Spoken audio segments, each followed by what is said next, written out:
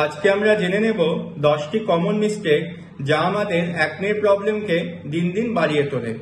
Number 1 mistake, বারবার অ্যাকনের medicine পাল্টানো।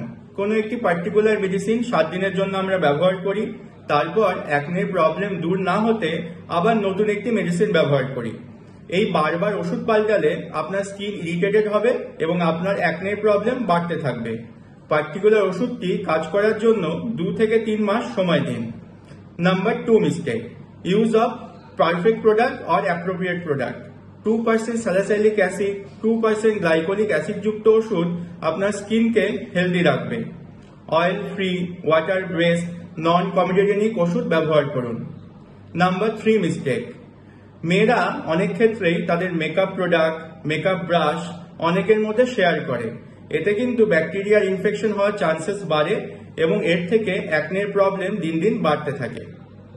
Number 4 mistake, মেয়েরা অনেকেই রাত্রেবেলা বাড়ি ফিরে মেকআপ পার্শিয়ালি রিমুভ করছেন বা একদম রিমুভ করছেন না এবং ঘুমোতে চলে যাচ্ছেন।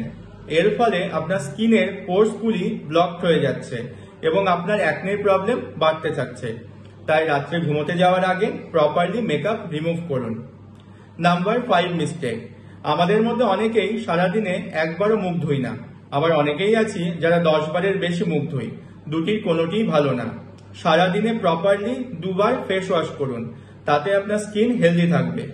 বেশি যদি মুখ ধন তাহলে আপনার স্কিন ড্রাই হয়ে যাবে এবং অয়েল সিক্রিট করতে থাকবে এবং আপনার অ্যাকনের প্রবলেম বাড়তে থাকবে।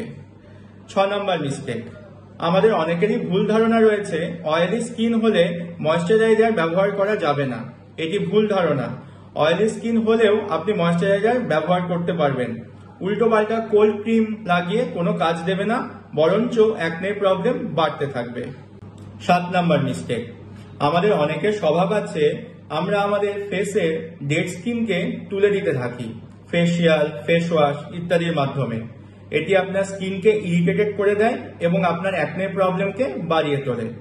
10 দিন অন্তর আপনি আপনার ডেড স্কিন রিমুভ করতে পারেন, সেটি আপনার স্কিনকে হেলদি রাখবে।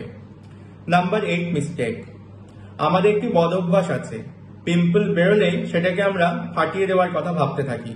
এতে পিম্পলের ভেতরের প্রোডাক্ট হয়তো বা বাইরে বেরিয়ে আসে, কিন্তু কিছু প্রোডাক্ট রয়েছে যা আপনি দেখতে পাচ্ছেন না, সেটি আপনার চামড়ার নিচে জমতে থাকে এবং আবার অ্যাকনে করতে সাহায্য করে। তার ফলে স্কার তৈরি হয় অনেক সময় এবং সেটি ভয়াবহ রূপ ধারণ করে। তাই পিম্পল বেরোলে সেটিকে ফাটিয়ে দিতে হবে, এটি একদম করতে যাবেন না। 9 নম্বর মিস্টেক, অ্যাকনে কিন্তু একটি লাইফস্টাইল ডিজিজ।